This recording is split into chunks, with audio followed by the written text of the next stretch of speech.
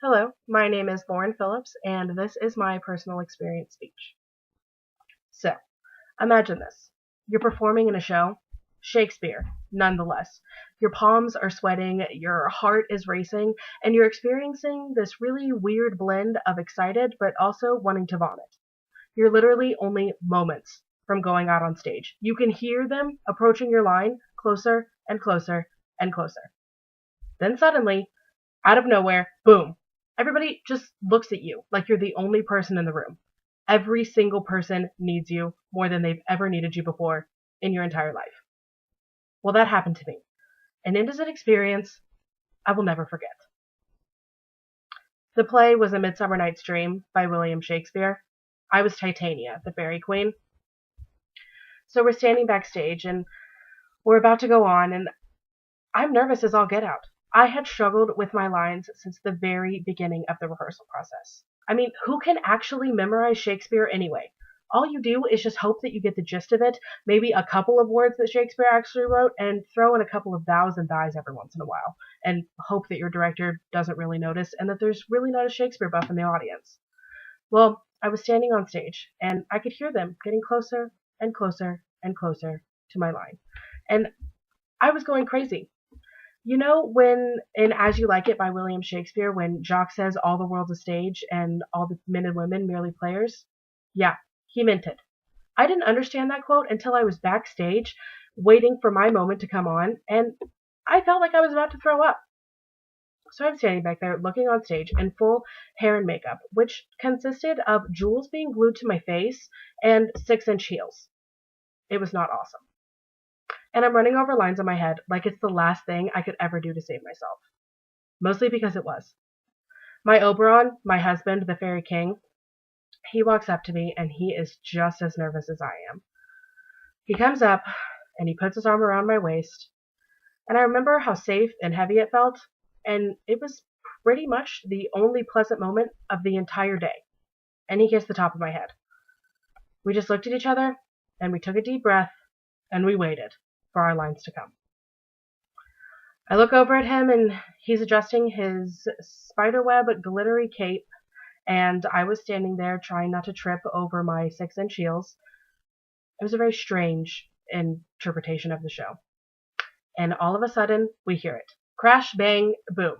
We look over and 2 of my fairies are lying on the ground next to us, their neon wings broken into pieces. I didn't know what to do. I just looked at them. I was literally frozen there. I didn't know if I should wait there and just let them figure it out, or if I should run over there and help them. Suddenly, it clicked in my brain that I was being crazy, and so I pulled Luke's arm around from my waist, and I ran over to them. Both of them just looked at me. They both tried to sit up, and it was a really bad idea. As soon as they stood up, blood just started gushing everywhere. It was pitch black backstage. I couldn't see anything, but I could see the blood pouring from both of their heads. And I could see both of them trying to stand up. Oh, but wait, they couldn't, because we had our fairies wearing Heelys during the show, which are essentially just roller skate shoes. So as soon as they stood up, they would have just slipped and fallen again. I just stood there again. I had no idea what to do. I looked over at the stage manager, hoping that she would help me because that was her job, is to help everybody backstage, but she just waved at me and told me to deal with it. Like it was my job, like I was the stage manager. So I just stared at them again. And both of them looked up at me, and eventually I just dropped to my knees and tried to figure out what to do. You know when Winston Churchill says, keep calm and carry on? Yeah, well, that was doing nothing for me in that moment. I looked over at Luke, and he looked at me with the same terrified expression. And then finally he ran over to me and dropped to his knees too. It ended up with me carrying both of the fairies to the bathroom and patching them up on the dressing room floor. I have no first aid experience. I found some band-aids in a closet that I didn't even know existed. It was awesome.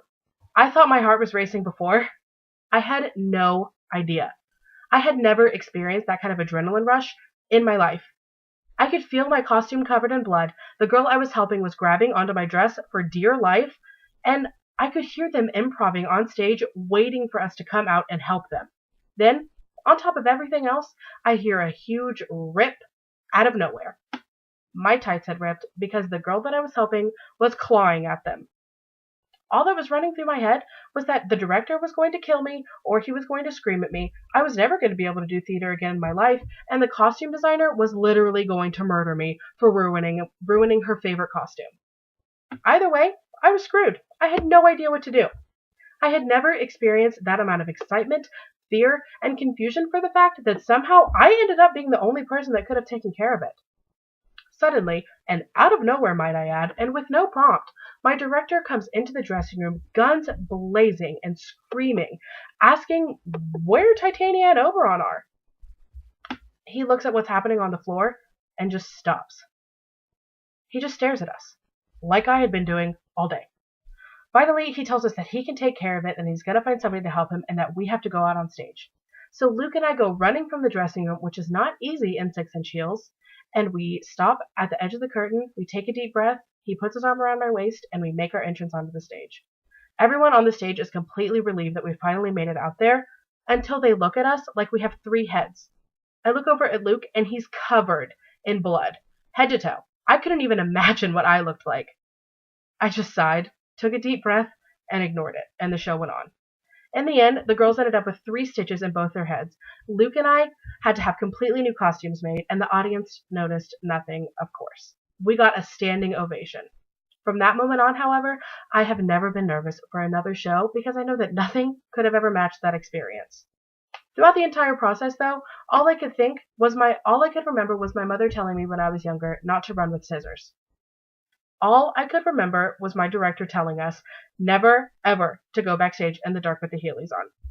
And throughout all of this, I realized that I don't care how smart I think I am, I should probably listen to the people who are older than me, because they know a lot more.